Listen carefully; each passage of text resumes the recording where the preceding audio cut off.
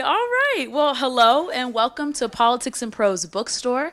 My name is Sydney. I'm a bookseller here, where we now host in-person events, virtual events, along with partnered and supported events, trips, and classes. For a full list of everything we do, please go to our website, politics-prose.com. And before we get started today, I'd like to ask you to please silence your cell phone so as not to disrupt the event. While we've lifted the mask mandate here in the store, you're encouraged to wear a mask throughout the event. We can provide one to you if you didn't bring one. When we get time to open the floor for questions, we've placed a standing microphone at the end of the aisle to your right. Please line up at one of these mics so that everyone can hear your question, as we want the question to be heard in our recording of the event. So we're both audio and video recording, live streaming today's program so that anyone can find it at Politics and Prose YouTube channel. And following the Q&A, we'll have a signing up here at the table. So if you've not already purchased the book, we have many copies of both books behind the register at the front of our store. We'll ask you to line up starting at the pillar right there by the microphone. We'll come by to ask your name for personalizations. So please have your books ready for us. And then once the event is complete, we ask that you fold up your chairs, lean them against the wall, something sturdy to help us out a little bit. That would be great. And now I'm very excited to welcome Yasmine Cheyenne, celebrating the release of The Sugar Jar, Create Boundaries, Embrace Self-Healing, and Enjoy the Sweet Things in Life. Yasmine Cheyenne is a self-healing educator, author, speaker, and mental wellness advocate who helps people learn how to cultivate daily practices to build healthy, joyful lives.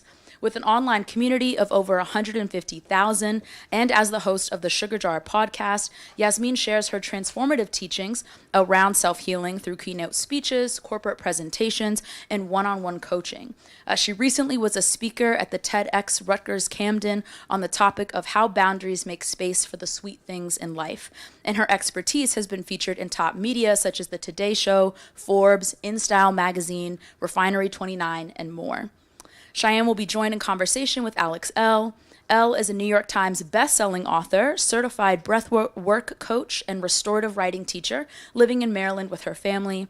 Alex teaches workshops, courses, and retreats to assist others in finding their voices and create clarity in their lives and relationships. So please join me in welcoming to Politics and Prose, Yasmine Cheyenne and Alex Elle.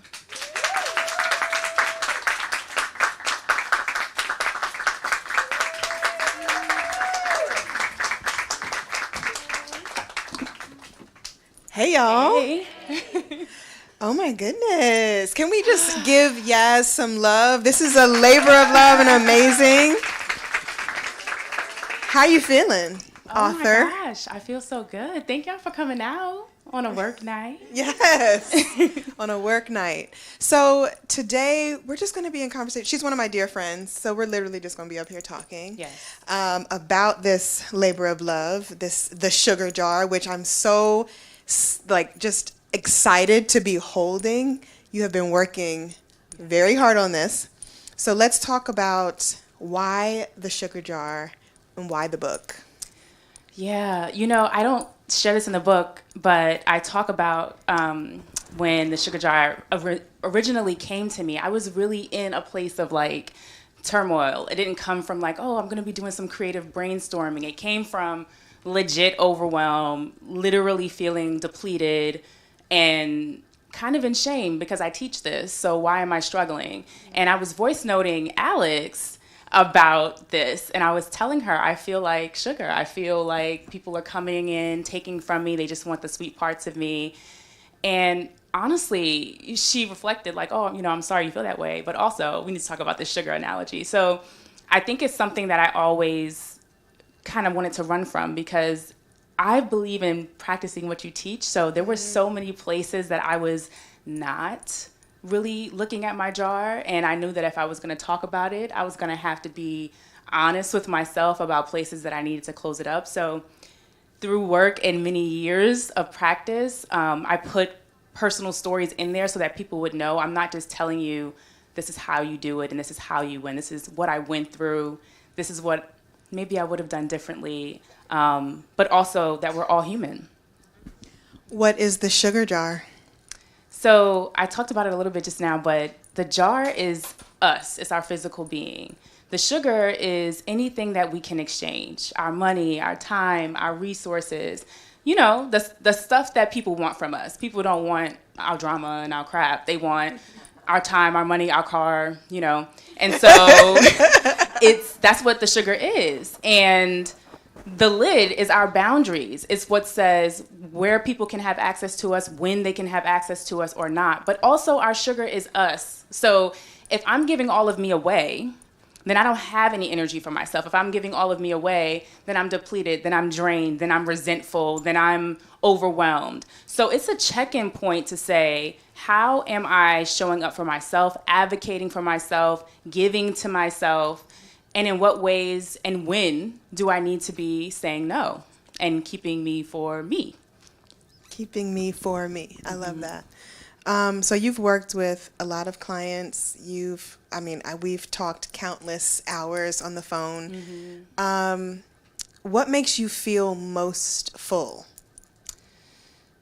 Honestly, lately, vacation. I always talk about this. I don't believe in having life where you look forward to vacation and that's the only time you enjoy yourself. And then outside of that, you're just waiting for the next time you can take off. I think a lot of us get in that cycle. But also, I think there's something that happens when you genuinely have worked to the point where you are off and you have nothing to do. So Hawaii, I would love to be there soon. You look like you had a blast when you and your husband were there. Okay, boundaries. Mm-hmm.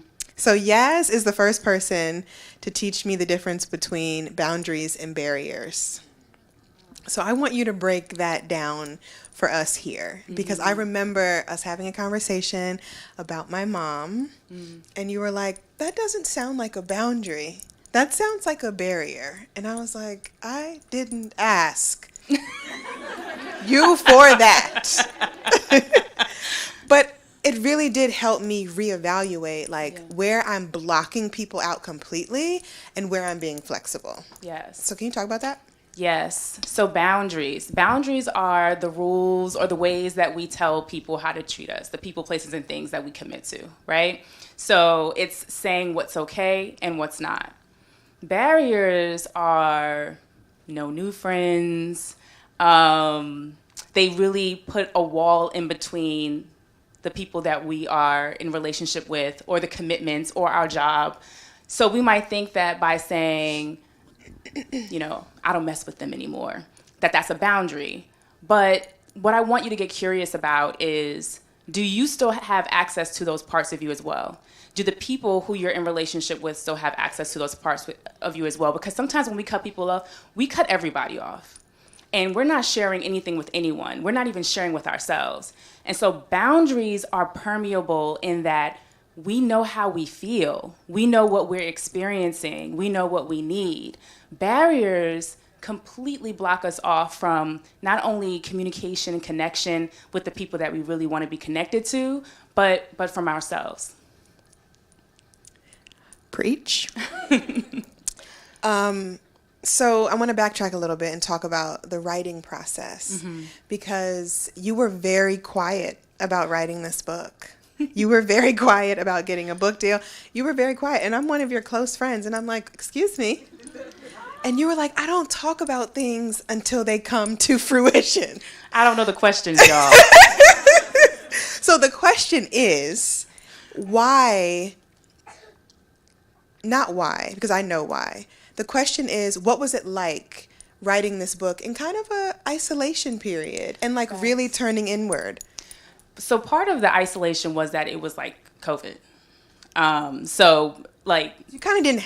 You were in the house. It wasn't right. We were in the house, right? Because a couple months before shutdown, you were at my house. That's true. So we probably would have talked about it, but genuinely, the reason why I kind of went inward was because I felt a need to go dark. I think that it was very clear to me that I didn't want to be inspired by anything anyone else was doing, nor did I want anyone else's work or creation or thoughts or ideas to impact what I was doing. It felt very much like the sugar jar came to me from, I was just texting my friend. And for that kind of thing to come through to me, it felt clear that I need to be with this thing and have no one else have access to it. So I don't know how normal it is or not, but nobody read this book other than my editor and whoever maybe they gave it with internally until it was printed. I did not share it like I normally would say, oh, can you look at this article or look at my website? Because it felt very true to the authenticity of what I was experiencing, to make sure that it felt like I was giving what I knew my community needed versus anything different. So I love that. I actually really love very that. Very scary. I'm sure. To just like be with yourself and your words and try to figure out, is this what this really is? Did you ever have any like self-doubt as you were writing? God, yes. First of all, I haven't read the book since I last read the book. And when did you last read the book? I read it in October. Oh, wow. Yeah. Yeah. I felt strongly that, so there's this thing, and I'm sure you resonate with this. I'm like, oh, I would have said that different. So there's that. And then also, I want to remember who I was when I finished it. So when I finished it, it felt complete. And when I finished it, it felt like this was the moment. Because it's a snapshot in time, right? So I don't really need to, who I am today, I might say those things different, but that's not what this is. And what feels so good too now is seeing people read it and say, oh my gosh, I'm on chapter 2. And I'm like, I'm really feeling it. So it reminds me that the connection that I had in following my intuition.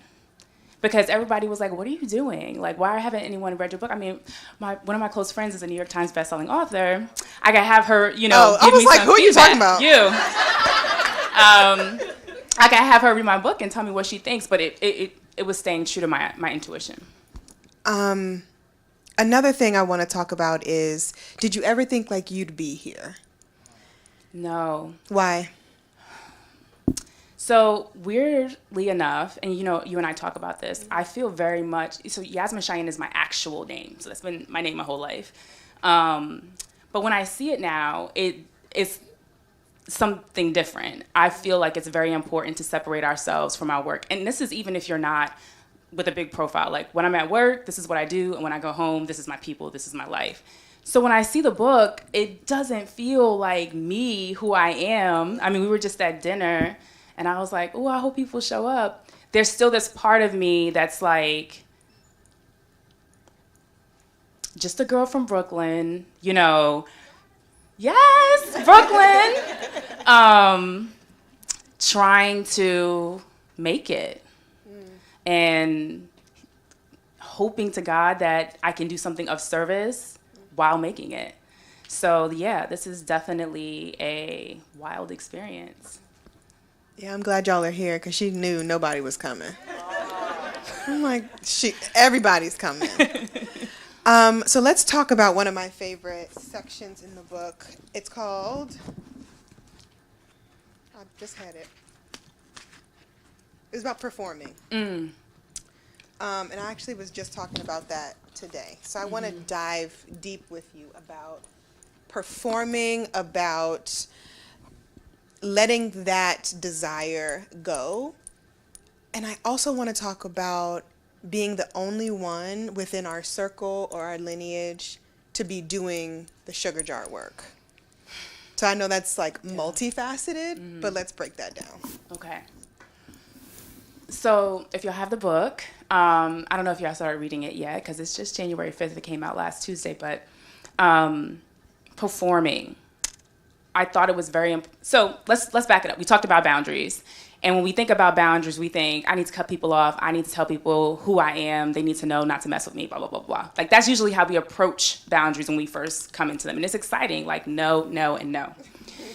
But performing is something that we often do in lieu of boundaries, in lieu of saying, I'm not comfortable with this, in lieu of saying, you make me feel X way when you do this, in lieu of speaking up. And I share an example in the book about going to an event on the Upper East Side in New York where I really hadn't spent a lot of time because, that's not where my people hung out. And I talk about how I had an opportunity to perform or be myself, and I chose to perform. I chose this story specifically because I think we always talk about authenticity, being yourself, showing up as you are. And we're not doing that in real life. Like, we're trying, but in real life, we are having a hard time being ourselves. Mm-hmm. And I think performing is the quickest way that we give our power away. It's the quickest way that we betray ourselves. And it's the reason that we end up in relationships and in commitments with people that aren't serving us. Those are where the red flags are. The red flags is not necessarily, we think red flags, something's wrong with them. No, the red flag is happening with me. It's telling me, hey, I'm performing. Hey, this is not working for me. So before we set boundaries, before we change our relationships, before we do all the things, where am I not showing up as myself, and why? What do I think I'm going to get from it? What validation am I getting from it? Because if I went in that room, I talk about this in the book, and pretended I was who I believe they are, I don't even know these people. I had a whole story about what it means to be on that side of town versus maybe just showing up as I am and getting to know them and figuring out whether maybe they were just like me at one point in their lives and felt the same. So it's an opportunity to get curious and to really ask yourself what being yourself even really means to you. That's a journal question. Y'all might want to jot that down. Open your notes app. No, seriously, yeah. Because where in our lives are we performing? Like, maybe it's at work. Maybe it's in our marriage. Maybe home. It's in our friendships. Maybe it's with our relationship to ourselves. Like, where are we not showing up truly? Mm-hmm. And that's hard, because then you have to check yourself. Then you have to be honest, compassionately honest, I hope. But you have to be honest with yourself and admit, I'm not happy here. Actually, if I had checked in with myself, I wouldn't be here. I wouldn't. If I had, really been honest with myself, I wouldn't have taken this job. I wouldn't have done that. Mm-hmm. I wouldn't have this partner. I wouldn't have children. Whatever it is, and from a place of self-forgiveness, we talk about that in the book as well, but there is so much shame tied up in potentially making the wrong choice. And I think it's important to recognize we are learning. We're going to make choices that don't turn out the way we hope. Mm-hmm. But we have autonomy. We can change our minds. We can make different decisions, but we can't do it until we're honest. Because when we are not honest, we're living a lie, essentially. So I remember when we were working, she was my coach before we became like friends. And I was like, I think we want to be friends, so I don't think you can give me my coach. But I remember her like really pushing back and questioning some of the behavior and some of the performing I was doing, and maybe even the lack of confidence that I had in like who I was and what I was building. And I remember her asking me like, but is that true? Mm-hmm. And so I want to know from you, especially with your experience with coaching and stuff with your clients, like how do you get people to the truth of who they are? Because you literally left it there, and I'm like, I don't know. Mm-hmm. So how do you encourage folks to really dive deep and find the truth of who they are? I think the first thing is we do know. We know. We know what we really want. We know what we really need. We know what we really want to say. We're often afraid of the consequences if we say it. Mm-hmm. In the book, I have this process called fact-checking. And it's kind of a exercise that we can use to ask ourselves or to begin to discern, is the story I have about myself true? Is the story I have about this person true? So when we fact check and we ask ourselves, am I actually happy here? Well, I'm kind of happy compared to, well, my friend kind of has it worse. So, we start to see where we're comparatively suffering. We see where we are comparing ourselves. We see where we're making excuses. Mm-hmm. Am I happy here? Yes or no? Did this actually happen? Yes or no? What were my intentions with this? We give ourselves the opportunity to really gain that clarity that when we're in the story, we believe that story is true. We believe it's real. We believe that that's the way that it happened. But is that what we really expected? Is that what we were really hoping for? And is that what we're really getting? So through, again, compassionate honesty, because I don't know about y'all, but I'm probably the hardest on myself. We're all usually the hardest on ourselves. How can I really check in with myself and say, is what I'm telling myself about this situation really reflecting where I'm hoping to go? Or is it serving the story that I have, that if I break the reality of that story, I'm going to have to deal with the consequences of what's real? Because the story helps us uphold the fantasy. I love how she just stops talking. I'm like, She's like, say what I said. I said no. Helping others heal. So that brings me to the second part of that first question of like being the one leading the way for healing, and what happens when people don't want to come along, or people don't want to honor the sugar jar, honor the boundaries. How would you say to folks who are having that trouble, like kind of the survivor's guilt, you know, like not overpouring? I remember us having the sugar jar conversation. You were like, I just feel like there's sugar all over my floor. And like, I can't clean it up because it's like the hardest thing to clean up. So what would you say about that? Like people who are really struggling with balance, boundaries, helping other people heal, and then learning when not to violate their own boundaries. Because some people don't want to heal. Some people don't want to heal. Some people don't want to, some people don't want to come with us. There's two things. The first thing is, I don't believe we have to bring people with us. I think that's a misconception. I'm not healing for my family. I'm healing for my children, who I'm responsible for. I'm not healing for my husband. I'm healing for me. And I think that recognizing that our responsibility is solely for ourselves, is solely for the people that we are responsible for. And my life right now is only my children. I'm not taking care of any adults or anything like that. And then I am married, so we have a responsibility to our marriage together that is completely separate from the work that I'm doing for myself. So my friends, and you know, will say, do you want me to answer if she's having a problem or has a question? I said, do you want me to answer this question, or do you just want me to like listen? Because that's a boundary. I am respecting, what do you need from me here? Not everybody wants to hear your thoughts or your truth or your opinions or what you think you see or reflect. So I manage my sugar and I keep myself full by being honest with myself about what's my responsibility. I care about her and I want her to do well, and I want her to, you know, have all of the things in life that she desires, and also I can't give it to her. So unless she's willing to do whatever it is she needs to do for herself and also recognize it for herself, we take away people's power when we think that we can save them. It is an empowering experience to be the one who saved yourself. If you're here and you're reading this book, or you're reading this work, or you've done Alex's work or my work, and you chose it for yourself, you say, I did this for me. We're dragging people along who have made it clear they're not interested in doing what we want to do. They're not interested in going to couples therapy. They're not interested in going to, you know, to having a tough conversation about what happens at Christmas or what happened when I was a child.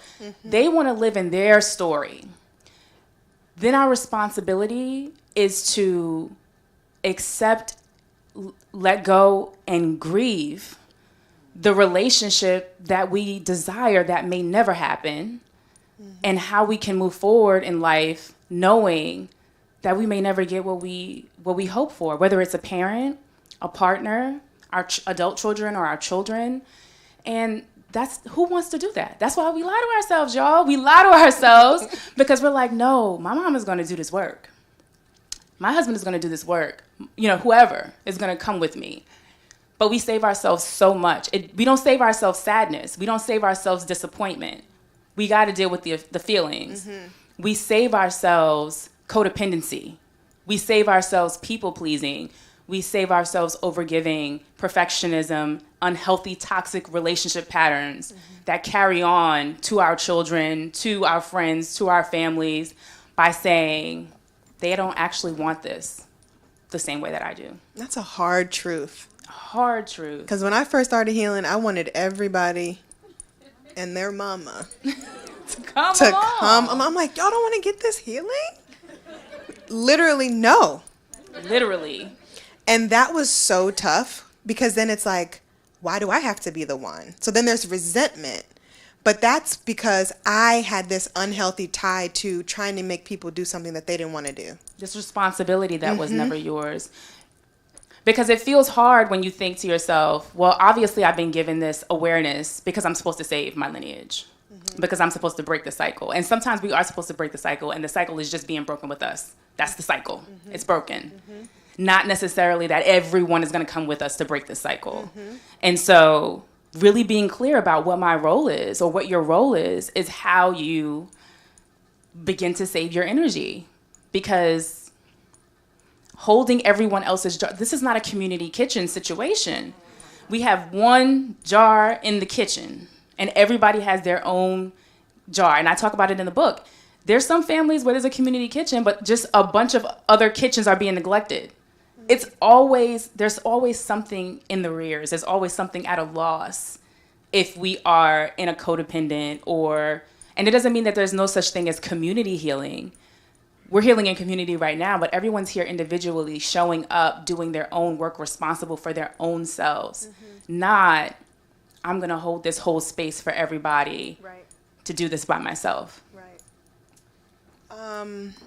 Another question I have is, what if you are in a committed relationship and your partner is refusing to do their work?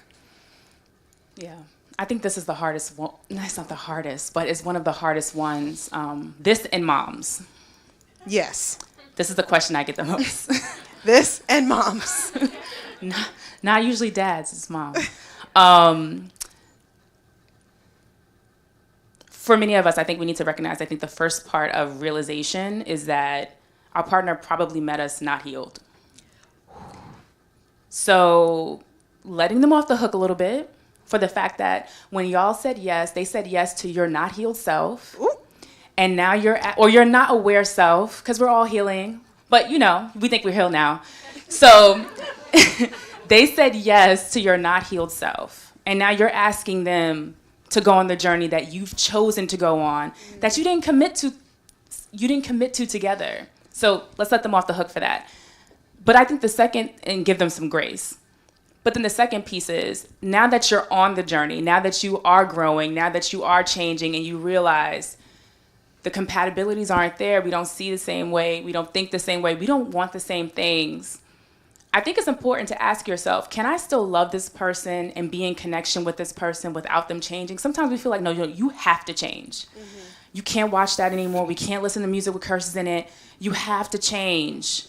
And it's like, do they have to change? Or do you also have to have some concessions? Because they get to have boundaries too. Their boundary could be, look, I said I'm good. I'll read the book, but I'm not doing therapy, or I'm not. Therapy is very helpful. I believe in it. And also, it has to be a choice. And so asking yourself, how am I doing potentially the same thing they're doing to me by trying to force them into a corner? Now, I'm not talking about unhealthy relationships where it's clear they need support. And also, even in the case of alcoholics or people with drug addiction and things like that, they have to choose.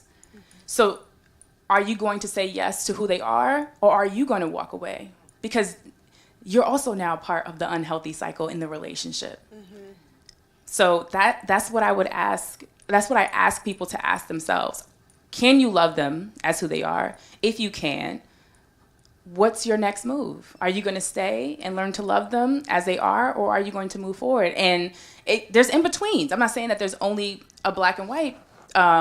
There's definitely gray, but the answer is not forcing them to change. That is one of the most harmful things that we can do to people, is to make them think that who they are is wrong. Wow. So I want to talk about that a little bit, because what if, and this can go for friendships, I think, too, especially like long-term friendships. No, we don't want to shame people and make them feel like who they are is wrong. And are you saying that if we have emotionally outgrown a relationship, that it is our choice to make the parting of the ways? I would say, like, if we were just chatting, well, you're the one with the problem. Right. Right. I mean, they're, like, they want to hang out. They're like, when are we going to go do whatever? The reason why the onus is on you, not that it's your responsibility to make choices for the whole relationship, but if you're the one who is saying, hey, I need this from you, and they're repeatedly saying, I hear you, and no, whether it's through actions or words, because most of the time it's through actions and not words. They're probably saying, I hear you, yeah, for sure, next week. And then next week never happens for 3 years, right? So with that understanding, you already have the answer. That's more so what I'm saying. We're seeking an answer that we already know. The truth is, they're not interested in what you are asking them for. They've already shown you that through their actions, through their words, and through the way they're showing up with you. So now the question is, what are you going to do with this information? I'm not talking about abusive relationships or situations where there is harm. I'm talking about, I need better communication. I need you to stop violating my boundaries and making jokes that make me uncomfortable. I need you to stop bringing up things that are inappropriate. Whatever it is, where the harm may not seem on the outside like a big deal. You might even be telling yourself, maybe I'm overreacting. If you're uncomfortable with it, it's now your decision to say, I'm going to stay, and have boundaries around it. And the boundaries could be vast. It could be, I don't see my mother without other people present. If it's your partner, then you have to ask yourself, can I love them as they are? And can we learn to love each other and find some kind of compromise? Because your boundary is an opportunity. It's not an ultimatum. They don't have to say yes to it. You have to come to a compromise as well. Wow, that's a word. I feel like that needs to be on a pennant flag. By Rayo and Honey. You put in a group? That's the next shirt. For real? Yeah. Can you say that again? Boundaries are not an ultimatum. They're an opportunity. An opportunity for? They are an opportunity for compromise. Both people have to want it. Wow. That's great. That's really great. Okay, so we have about 10 more minutes together. That went by like really fast. But there's a section in the book called Self-Proclaimed Strong Ones. And I feel like all of us need to hear about not being the strong one in 2023. Yes. And then the subsection there is, but they need me, in quotes, or I do it better, which I go to. I'm like, I'll do it. I'll just do it. Especially when it comes to like my husband. I'm like, I'll just do it. And he'd be like, I told you I'm going to get the trash in 10 minutes. I'm like, it's fine. I'm not doing nothing right now. I'll go ahead and get it. That's me being impatient, more so. But also, it's a trauma response to always having to be the one to hold. So I decided in 2023, my nourishing act is going to be releasing strength and leaning into softness. And so let's talk about the strong ones who need to not hold it all. I think the first thing that's important here is there's a misconception that there are strong ones and that there are people who are not strong. All of us are being strong for somebody in some capacity, in some way. And I think the thing that's important with being quote unquote strong is recognizing the self-betrayal that takes place in not asking, receiving, or accepting help. And then also being upset that there is no help. And so, yes, it is a trauma response for some of us. And for others, we get validation from it. For others, myself, recovering perfectionists. This is the only way I'm going to be seen. This is the only way I'm going to be heard. For other people, people pleasers. I have to be strong. If I'm not strong, then no one will be there for them. Codependent folks. I'm the only one that they have. And so really remembering that we need to be strong for ourselves. If I'm being strong for everyone, who's being strong for me? The second thing is, though, why is it hard for me to receive? What am I afraid that I'll have to give up if I receive? So many of us are like, I don't want them to have anything on me. I don't want them to pull that thing one time and be like, remember that time you came to help me move? A lot of us have people in our lives who do that. Are those healthy relationships? No, of course not. So then that's the question. Yeah. If I'm afraid of this person pulling this on me one day and saying, remember that time I lent you $10, this is not a healthy relationship. This is the actual problem. Not that I can't receive, not that I don't need help. The people I'm asking are not healthy folks for me to be asking. And you might be thinking, well, this is all I got. That's where community building comes from. That's where some of us have people in our lives who are interested in showing up for us, but we don't want them. I want you. The unavailable ones? The unavailable one. Yeah. Why is that? Because they end up being people that have, is that my child, Lord? Is it? They end up being people that have big places in our lives. Maybe they're our parents. Maybe they're our partner. We have an idea of who they should be to us. You're my mom, so you should do. You're my partner, so you should do. You're my best friend, so you should do. There's also the sadness. Why can't you do? What is wrong with me that you don't want to do this for me when I do all of this for you? Because the strong ones are often doing so much in the hope that eventually we'll get the surprise, we'll get the love, we'll get the acceptance, we'll get the validation. And I think the reality is recognizing that it will come, but most likely not from those people who have already shown you they're not interested. And that's the part that we have to let go of. That is one of the greatest lessons that you have given to me, especially when it comes to my relationship with my mom. I remember I was talking, and you were just listening. And then you said, why do you keep expecting her to show up in a way that she's shown you she can't show up? And I remember being like, oh, wow, that is what I'm doing. And so I had to adjust. I think a big lesson for me over the past 5 years is learning acceptance and adjustment. And that's really how boundaries have helped me. Because when we learn to adjust and accept, I feel like ease comes in. Yes, and I think acceptance also allows us to grieve. Because the truth is, I'm expecting you to show up in this way, and if you don't, it's heartbreaking.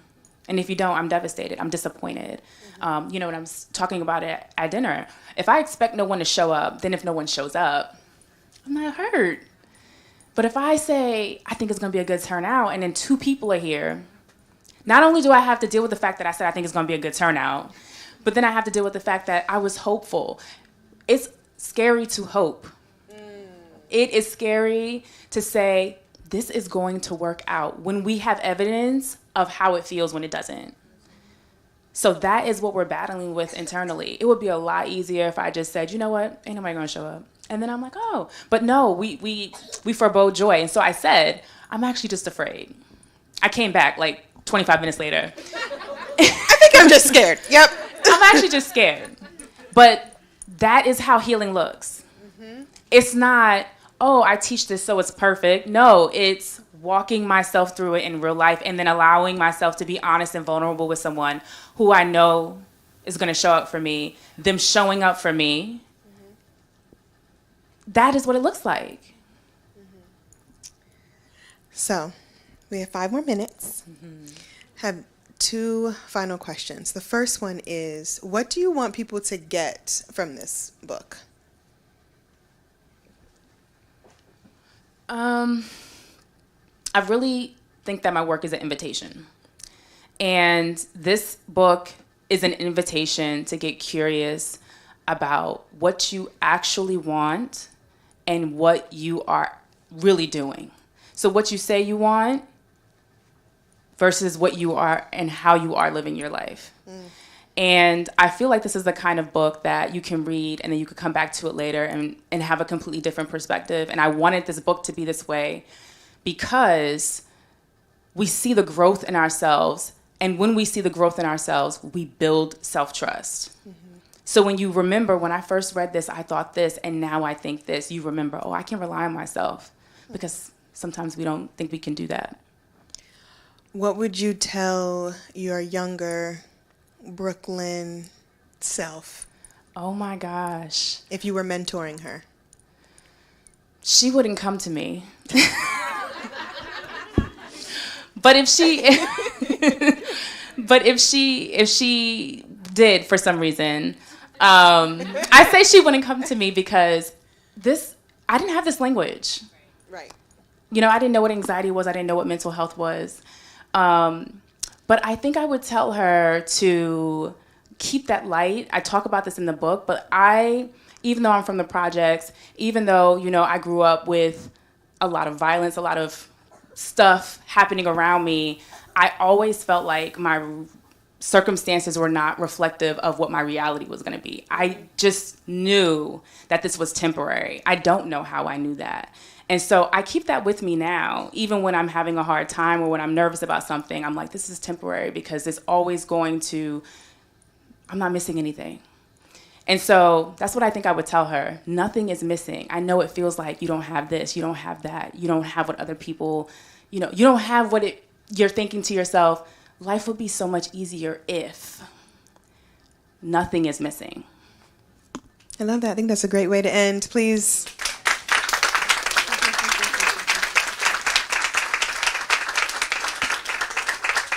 This was absolutely wonderful. I think Yaz is going to be signing books after. No. We're doing Q&A. I'm lying. It's fine. It was just a prep, okay? Anyone have questions? There's a mic right here if you do. Why don't you? Yes, right here. You can pop up and ask a question. Don't be shy. I was about to wrap up the whole event. Not happening. Hello. Hi. Something that you said, I don't know if this is working or not, but something you said was really interesting to me, how people always ask you about their mothers. Mm. And it made me think, like, why do you think people don't, like, do people just give up on their fathers? Mm. Like, do they think that they can bring their like, I'm just very curious on your opinion on that, and why you always get that mother question, and people don't typically ask about their fathers and bringing them along on their healing journey. I do think there's a societal context that our emotional support comes from our mothers. I do think that society and culture overwhelmingly showcases the mother being the carer, the giver, the holder. And also, I think there's a natural bond that we have with a mother, being that there is that genuine connection, or that the person that's the parent that we came from being that connection to us. And so I think it is rather heartbreaking when you have a mother who is living, who is not interested in mothering in any capacity that is supportive, loving, or caring. So I think that that's why that comes. I think that is, I think there is and not that it's not heartbreaking for fathers, but I think people are like, you know, we have this, even the deadbeat dad is just like a normal part of our conversation. But for moms, it's not. Mm-hmm. I have one more question. Is that cheating? I don't know. So, my question is about the moment. So, like, I think I'm I've been here for a while, but the stage in which you stop performing and you then start experiencing, like, friction in, like, relationships. Like, one of my friends, like, she asked me the other day why I don't like leaving my house. And, like, I tried to explain to her, it's not that I don't like leaving my house. It's that I really like being in my own space, and I don't like putting up with things that I don't want to put up with. So I only leave my house if I feel like it's going to be a good environment for me to go into, because I steward my energy better now. And, like, but I'm in a lot of those areas of friction. So, like, when you stopped the performance, like, how did you deal with the social interactions that naturally come with that? That's a great question. I think the first thing is, like, kudos to you. Thank you. It's really hard doing what you're doing right now. I think that is the reason why most of us don't do it. We don't want that. And so I think it's important to remember that it's not our responsibility to deal with the friction. I think it's one of the hardest things for us is learning how to allow people to be uncomfortable and to, like, genuinely say what we said and then keep it going. Mm-hmm. And remembering that we love it. We love them. We care about them. We're here to answer questions. We're here to help them understand. And also, it is not our responsibility to over-explain why we're choosing to live our lives the way we want, because that is a drain. Mm-hmm. It is a drain. Mm-hmm. And so if I've said it once, the next time they say it, now this is maybe a comment that's maybe looking for a reaction that's different. So you can always say, and I love canned responses, practicing, remember I told you last time, this is just what makes me feel comfortable. I like to put it back. I told you this. Remember we talked about this? Because sometimes some folks like to make you think that, no, you didn't tell me. Yes. I wasn't going to say it because I'm up here. But remember I told you this so that it's clear that I know I told you this. You know why I'm doing this. You understand why I'm doing this. What's your real question here? Do you want to go somewhere? Do you need something? You're really trying to get to, not from a rude place, but what do you need from me? And how about if they ask you a third time? If they ask you a third time and a fourth time, you can also ask them, if you feel like you have the space, why do you keep asking me this? What's going on? Can we talk about it? Because there might be something that they're looking for to discuss with you that they feel like the only in is just bringing this up. You use your discernment in, is this someone who loves me and cares for me and is concerned and interested? Or is this someone who is triggering me, who actually I don't want to go out with, and before I go out with them, I'm praying they cancel, and this isn't really a relationship that I want to be in anymore, but I'm just keeping them around. Oh, that praying they cancel is a story. It used to be the story of my life. Like, let's just say you don't feel like going. Thank you. You're welcome. Hi. So this is a very short introduction. 19 years ago, this image came to my mind of myself and my true self in fetal position on lockdown inside, and like the outside just a silhouette that was all dark and false. And so for 19 years, I've been on this very serious quest to find my true self, to be authentic, to heal. You know your stuff. Seriously. And one of the things that I have loved about tonight is when you've talked about why we make choices to kind of shoot ourselves in the foot. Like, what are we getting out of that? Right? Because I don't think I look at that very often. And so I was wondering if you could say a little bit more about that. That's a really good question, because I think, thank you for sharing that. And I think there's often a false sense of validation that comes out of self-betrayal, a momentary comfort that comes from not speaking up. Okay, well, I didn't rock the boat. And I think also, too, I just want to bring attention to the true self part, because I think we are being our truest selves in every moment, even when we're performing. Most of us are unconsciously performing based on what we have learned was okay and was not okay, and what society has said is okay and not okay. So ultimately, I offer, I think, an invitation to self-forgiveness, because I think the thing that keeps us from continuing to make the decisions that we know is best for us is the realization that we've done it. We went against what we know is true for ourselves for so long. And it may not seem like that's really keeping us from being honest, but it genuinely, like most of the people that I work with, do not want to answer the question or don't want to come to the realization and acceptance that, yes, other people are a part of it, but like they are also a part of the cycle too, and a major part of the reason that these people are in their lives in the first place, or these circumstances are in their lives. And so I don't know if that answers your question, but I hope that it really gives you something to think about, and everyone something to think about, in terms of how am I also not gaining from it, but participating, but also what am I afraid I'll realize once I'm honest with myself about how I've been participating. Or what am I not willing to give up? Yes. Yet? Because if I'm honest with myself, that's why we're not honest. Right. Because if I'm honest with myself, then I have to do something with that information. If I'm not honest with myself, then it doesn't exist. Right. So I don't know that this is really a booty call. I don't know that this job is like, if I'm not honest with myself, then this is something that may turn into something. But if I'm honest with myself, really love that you use the booty call analogy. Because we've all. Because and it's you want to be my man. Yes. No, never. And we know that from the first text, or if you're before texting, right? You know what this is. Right.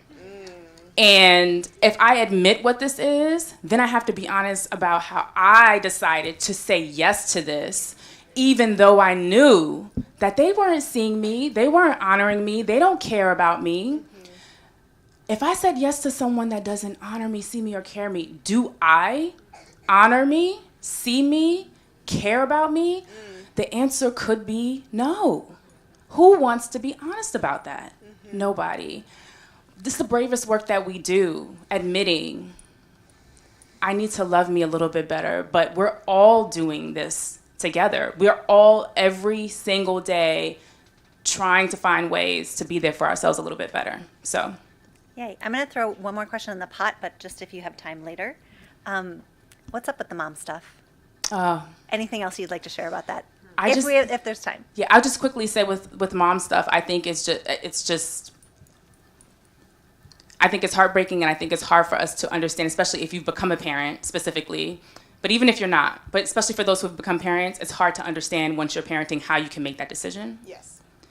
Yes. And then if you haven't parented yet, or you don't want to parent, it's still a heartbreaking wound that I think most of us are trying to fix, solve, give care to for most of our lives.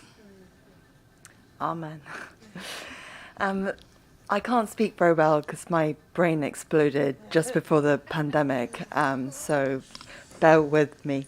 Thank you so much, both of you. It's been an unbelievably exciting and inspiring event, so thank you. You talked about self-compassion and just being not so hard on yourself.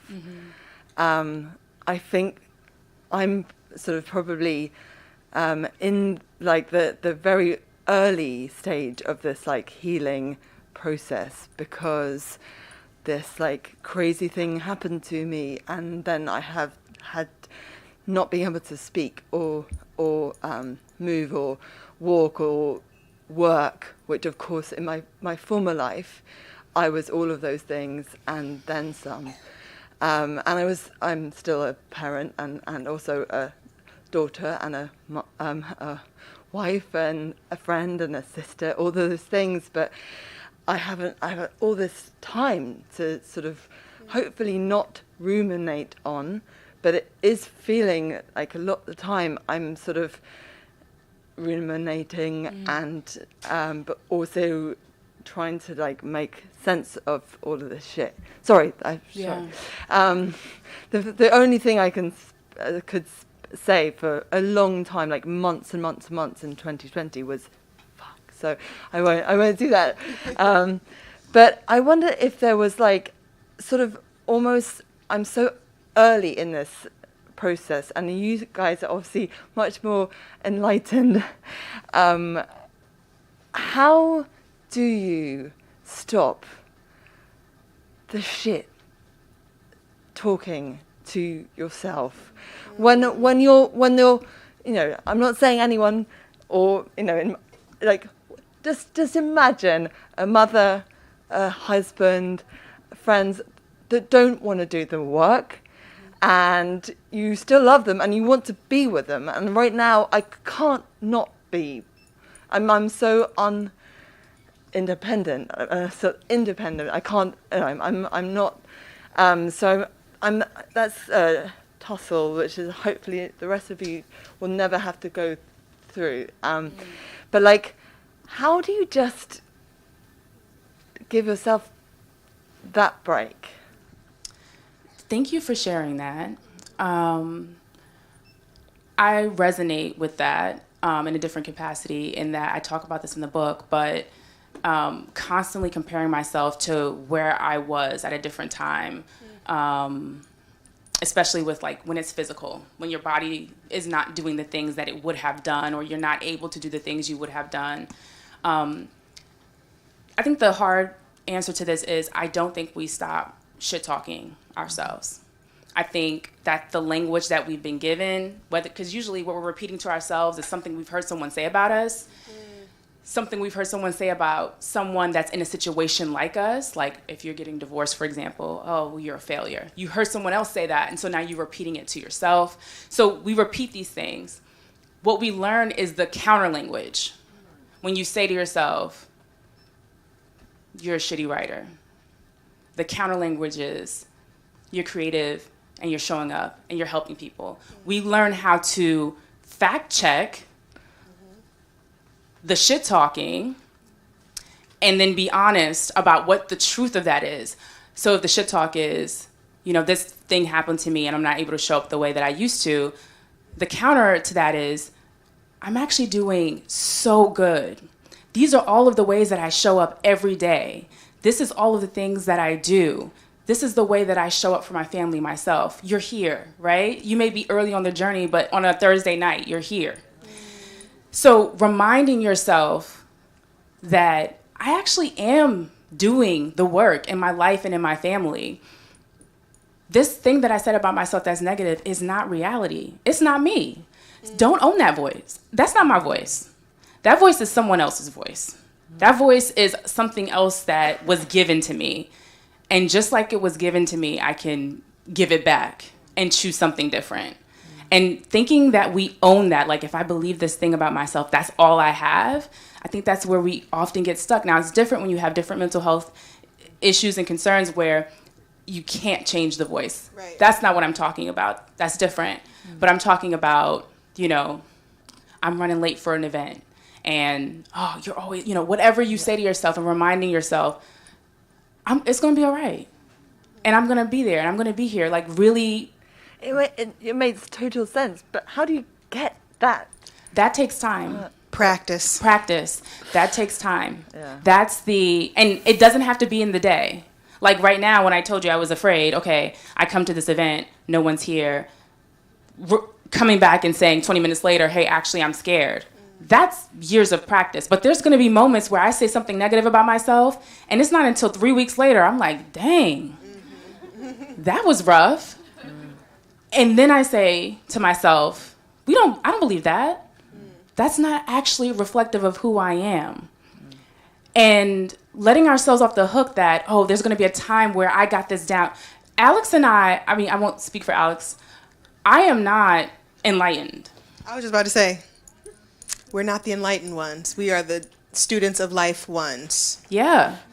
I just told you I was afraid nobody showed up here. Like, remembering that we are all human. The humanness is how we get to healing. When we think that there's a time where we will get to a place where everything is perfect, healing, when you have all of those emotions, that's evidence you're healing. When we're not healing, we're usually shut off from our emotions and we don't know how we feel. So anytime I'm feeling down, sad, I'm saying something negative about myself, I remind myself, this is evidence that you're healing, because before you'd probably just be angry. Before you'd probably just project. Before you'd probably just say something bitchy. Now you say, I'm scared. That's how I know I'm healing. Not because I say, girl, you're going to kill it tonight. No. Right. Yeah. Thank you. You're welcome. Do we have time for two more? Okay, we have time for two more folks. Hello. Hi. Congratulations. Thank you. And thank you so much for calling all of us in, because I feel like we call the people in that need to be present with our prayers and even though you were scared, so I really appreciate you calling us in. I have a question about process and permission, if that's okay, for you as a writer. And I'm curious how you are able to give yourself permission. Like, you and Alex are friends, and I'm sure you have many other friends who are kind of in the same space. You talk about similar things. You might have conversations on the phone or offline or whatever. How do you sift out what your voice is, what your message is, aside from what is hers and what is whoever else's, and give yourself permission to move forward confidently with your own message without being afraid, like, well, someone already said that, or they're already doing that, or there's already a Black woman who looks like me in the space, or they're, like, how do you give yourself permission to show up in your fullness when, fear or evidence of things not working out or whatever can be very loud, if that makes sense. I love this question. So I think it's important to get really clear on what your work is. What are you offering to the space? I feel like I know my work so well that if someone shared it, I know it's mine. That's how clear my voice. It doesn't matter if they're talking. Alex and I don't like when people say that Alex and I do the same things, because I feel like they try to group Black women specifically together. Sure. No one says Glennon Doyle and Brene Brown do the same things. No, yeah. And I love them both. I'm just saying. Right. So for that reason, I try to really say, no, Alex is part of the reason I'm here, because she started sharing her work on social media and gave tons of women permission to do that too. And I'm sure someone did that for her. But I think it's important to really get clear on what your message is and what you're offering. And remember that whether it's healing, self-healing, there's going to be things that are proprietarily yours. I say that meaning, have an attorney, right? Sure. And also, Yes. And also, there are women or people who are waiting specifically for your experiences and what you're going to bring to this space that Alex and I or anyone else cannot offer. And we need your work. And the more that we say, but someone else is already doing it, we're doing ourselves a disservice, but we're doing the community a disservice who is waiting for us. It doesn't mean that they won't get what they need. It just means that your purpose won't come to fruition if you don't choose to give them what they need. And so I think it's really important to just start small. I write every single day. I don't know if you write I write every single day. Write something. Yeah. I don't write a chapter every day. That's a misconception. No, me neither. I write every day. Yeah. It's a practice, and I started consistently in 2017. I said I would never miss a day, and I have not missed a day. This isn't because of perfectionism. It's because of what it gives me. So also making sure that whatever you're showing up with is something that is giving to you too. Not that you are, I have to write today. No, it should be I get to write today or sing today or whatever it is. Okay. So I hope that's helpful. That is, I appreciate that, and I'm glad that you said about, you can identify what's yours. I've been essentially a ghostwriter for many voices who are very visible, and so sometimes it's kind of like, gosh, well, can I say that in my own voice? Because I've kind of said it for these other several people, and so many people are like, oh yeah, that's amazing, and they are known for certain things, but it's also my voice. So it's I'm kind of in this process of trying to figure out, like, okay, what part can I reclaim for myself confidently, and because these women also happen to be white women, so it's like what part of this can be mine, and anyway, thank you. Knowing that what you offer. Thank you. Thank you. Yep. And knowing that what you offered isn't lost. You have so much more that you haven't even tapped into. There is no deficit of ideas or creativity because you showed up for those women. Thank you. Thank you for saying that. Thank you so much. Good to see you again. Good to see you too. We have room for one more question. Okay. So I had an opportunity to teach at a therapeutic boarding school, and there were therapists and psychologists and a meditation hut, et cetera. So I've been thinking about healing, and as an African American woman, the stigma attached to mental health, et cetera, for a long time, 16 years.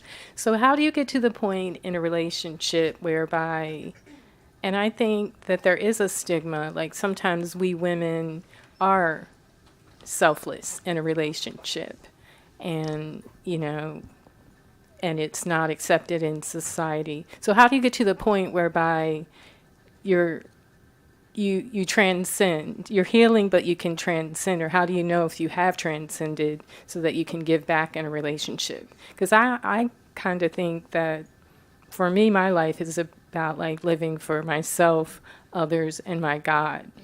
So how do you get to the point whereby you're healing, but you don't necessarily, for me at least, that I'm not spending my whole life internalizing healing, or maybe it is a good thing to internalize healing, but you're also giving back to your partner, and to me that's what life is about.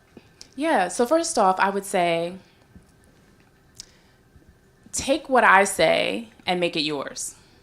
If there's something that I say that doesn't fit, then leave it. And I mean that by when you said that's what life's about for me, I think everyone should be doing healing and saying, and I'm going to apply this in the way that life works for me. I think that's so powerful. When it comes to showing up in relationships, and basically, I'm going to paraphrase what I think you're saying. How do we make sure that we're living life and not just doing the work? Does that resonate? How do we make sure that I'm living my life, enjoying my life, and not just doing the work? Not just always healing, not just always internally trying to figure out what's a yes, what's a no. And I think it's also transcending, like moving beyond the transcendence of the pain and the suffering. Okay. So I'll answer the first question. I don't think that we should just be healing to heal.